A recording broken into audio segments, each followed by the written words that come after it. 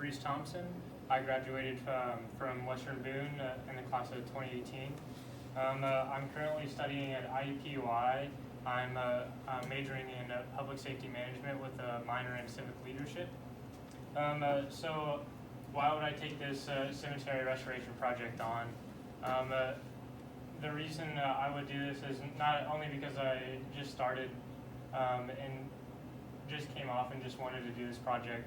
I've had a lot of background in scouting and other not-for-profits in the area like United Way and Habitat for Humanity. In these not-for-profits, I've been practicing budgeting, funding, and executing projects. So I took this project on. Although it was a big project, I made it work, and the results are pretty good, as you can see at the cemetery. Right now, there's a fence around it. All of the headstones have been reset, uprighted, and they've all been cleaned off. And there's been multiple studies done with the funding to the cemetery. So I've been in the scouting for 12 years, and this was my final scout project, my Eagle Scout project, my main goal. And part of the Eagle Scout project is to show what all of you have learned through all the merit badges I've earned. So I probably earned over 30 merit badges, and applying those all to the Eagle Scout project in the cemetery was my main focus. And that's what I tried best to do, so I knew I could take on the project just from scouts and all the experience that I've had. The start of the project, I knew I wanted to take on a cemetery restoration because my brother Cole Sinning over there, he also restored a cemetery in Mechanicsburg. So I had a lot of experience helping him, and I just have a passion for the history in cemeteries and just making them to what they were. And so the history of Thorntown, in the mid to late 1800s, a portion of the population was African American, and a lot of people don't know this because there's not much to show for it now, but they had their own Masonic lodges, churches, and schools. And it was a big piece of history for Thorntown, and that's one of the only physical remains to show for their culture and what was in Thorntown, Indiana. This cemetery is the only African American cemetery in Boone County, so that's why it makes such an importance to Boone County. And I've had a lot of publicity and seen people come out and want to interact. And everyone that drives by next to it's on the way to Old Mill Run Park, and everyone that drives by wants to stop and talk about it. And sometimes, or some days that I was out there, it was more talking to people than it was getting more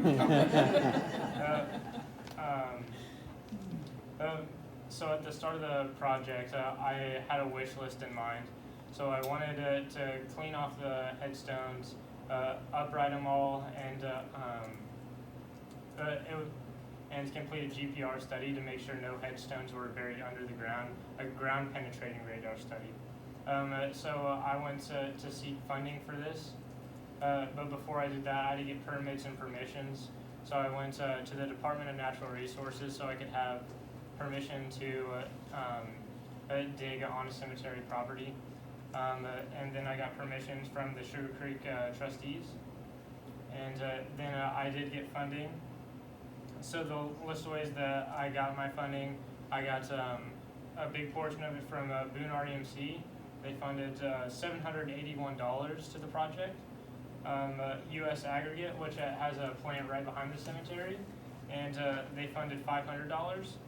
And I raised $475 in private donations just for my Eagle Scout project. So that totals to $1,700, and that's where all the money went to.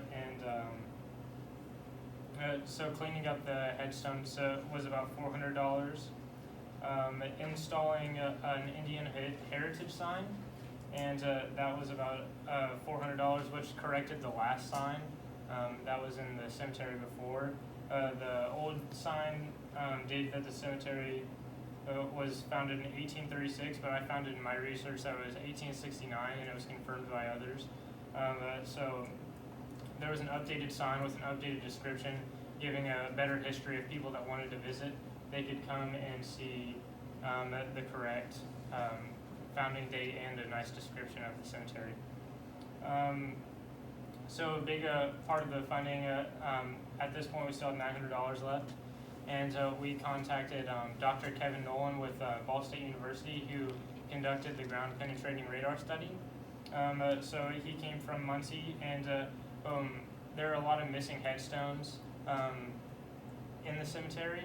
There's more bases than there is headstones. So that makes you wonder where the headstones are, if there's a bunch of bases lying around. So we wanted to make sure those weren't underground buried on cemetery property. So this is what this is. He went through and scanned the entire property of the cemetery, and I went through and inspected all of the anomalies that were that he found, and I probed them for about 3 months in the summer. So I just went through. It's all in feet, so I just measured out.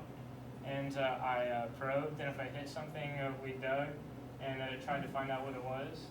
And that no headstones were found, unfortunately, but there were a lot of seashells because the African Americans would use seashells as like a returning to home when they buried people in the early 1900s and mid 1800s. I found plates. And there was a lot of gravel because at some point someone went and backfilled the cemetery, which isn't too good for it. But then there was fence remains as if it used to be fenced in.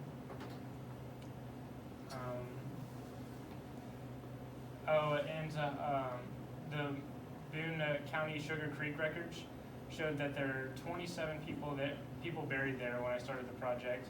And through this GPR study with Dr. Kevin Nolan, he discovered that there were actually 46 to 49 people buried there. So there's a big difference of about 20 people. Then at this point, my Eagle Scout project was complete because the time restriction is 18 years old. So I figured I was completely done with the project. But I thought to myself there was more that needed to be done because farmers have been encroaching over the years. And as they go on, they get one more row of corn, and it just keeps getting smaller and smaller. And it's not on purpose; it's on accident. But I found that there had to be a fence that enclosed it, so that wouldn't happen anymore. And to have a fence, you have to have a survey. So we got someone to survey it, and based upon the survey, there was a fence installed. And the money will also be going to an Indiana historical marker, so like the bronze signs that you see all around Indiana. And so the opportunities aligned, and a grant was being offered with the Indiana Historical Society. Being an 18-year-old busy with graduation and high school, I knew that I couldn't take this project on alone. Me and my father, Mike Thompson, assembled the Colored Cemetery Committee. A list of the members are Karen Niemeyer. I'm sure you all know Karen. She's a representative of Sugar Creek Historical Society. Laura Thompson. She's a representative of Sugar Creek Trustees. Sharon Hudson. She's a local author and teacher. Eric Spall. He's the Boone County historian. And Mike Thompson, a Boy Scout unit commissioner, and the grant co-author, and me myself, also a co-author for the grant. So we wrote the grant for $17,000, and out of it we got $15,000 because a portion of it we had to raise on our own. So $2,000 were raised by private donations. The first step, we hired the surveyor, and it was quite difficult to survey the property because unlike residential properties, they're continuously bought and sold. and the cemetery just stayed there and didn't change over ownership. So it was very hard to map the corners and see where the exact markers of the cemetery was. But after a lot of cross-referencing from different documents, he found the exact corners, so we were able to put in the fence. And the fence is now assembled, and there's only a few missing pieces, but it looks really nice if you get a chance to go out to the cemetery. And the sign the Indiana historical sign, that's a big part of the grant writing process, and that'll promote a lot of awareness about the cemetery for people that may not know and see. They come driving by and they'll see the sign and go, what's back there? Because it's kind of off of a country road.